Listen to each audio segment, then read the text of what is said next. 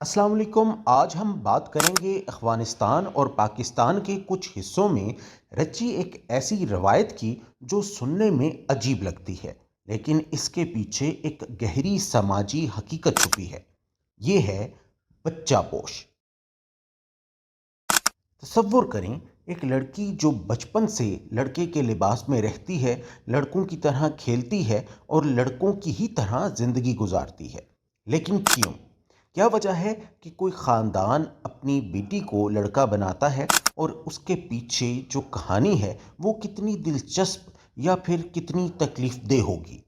बच्चा पोश दरी ज़ुबान का लफ्ज़ है जिसका मतलब है लड़के के लिबास में मलबूस।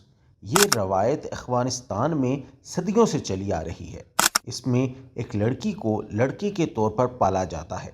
बाल छोटे, लड़कों के कपड़े और यहाँ तक कि मर्दाना नाम भी। फरहा फरहान बन जाती है, लेकिन ये कोई फ़ैशन या मजाक नहीं, बल्कि एक मजबूरी है, क्योंकि अफ़गानिस्तान जैसे मर्दाना ग़लबे वाले मुआशरे में जहाँ लड़कियों को घर से बाहर जाने की इजाज़त नहीं, बच्चा पोश लड़की आज़ादी का एक आरज़ी ज़रिया बनती है। वो स्कूल जा सकती है, बाज़ार जा सकती है और खेल भी सकती है। वो सब कुछ जो आम कबायली लड़कियों के लिए ख्वाब होता है। अब सवाल ये है कि ये रवायत शुरू क्यों हुई? इसकी तीन बड़ी वजूहात हैं। पहली है मुआशी ज़रूरत। अगर ख़ानदान में कोई बेटा नहीं तो बच्चा पोश लड़की बाहर काम करके पैसे कमा सकती है।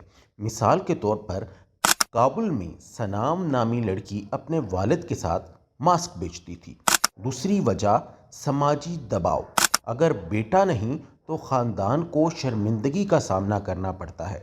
बच्चा पोश इस खला को पुर करती है। और तीसरी, लोग मानते हैं कि बच्चा पोश के बाद अगला बच्चा बेटा होगा। हाँ, ये एक तोहम परस्ती है, लेकिन बहुत आम है।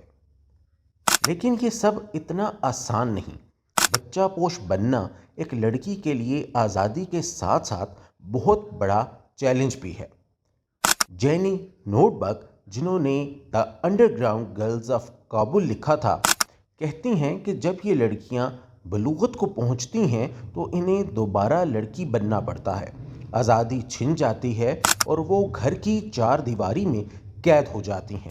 नफ्सियाती माहिरीन कहते हैं कि ये तब्दीली इनके लिए इंतहाई तकलीफ़ देह होती है। कुछ बच्चा पोश इसे कबूल ही नहीं करती, जैसे अकमीना मुनव्वरी, एक अफ़गानी खातून है। इन्होंने अपनी ज़िंदगी के तजुर्बात पर मबनी एक किताब लिखी है जो बच्चा पोश रवायत के मुतालिक है। इनकी किताब का नाम है आई am Bacha Posh, my life as a woman living as a man in Afghanistan. इस किताब में उन्होंने अपने बचपन से लेकर जवानी तक के सफ़र को बयान किया है, जब इन्हें इनके ख़ानदान ने लड़के के तौर पर पाला था और फिर बलूगत के बाद इन्हें दोबारा औरत के रवायती किरदार में वापस आने की अजियत से गुज़रना पड़ा। इस वक्त जब अफ़गानिस्तान में लड़कियों की तालीम और आज़ादी पर पाबंदी है, माहिरीन कहते हैं कि इसमें बच्चा पोश की ज़रूरत बढ़ सकती है, क्योंकि अब लड़कियों के पास कोई और रास्ता नहीं। लेकिन ख़तरा भी बढ़ गया है, क्योंकि इसे गैर इस्लामी कहकर सज़ा भी दी जा सकती है।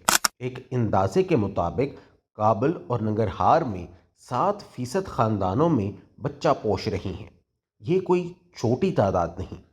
बच्चा पोश की रवायत हमें सोचने पर मजबूर करती है कि जब तक लड़कियों को बराबर हकूक़ नहीं मिलेंगे, ऐसी तदबीरें क्यों कर ख़त्म होंगी। नादिया हाशमी के novel the pearl that broke its shell में रहीमा कहती हैं कि मैंने आज़ादी का मज़ा चख लिया, अब इसे छोड़ना क्यों कबूल करूं।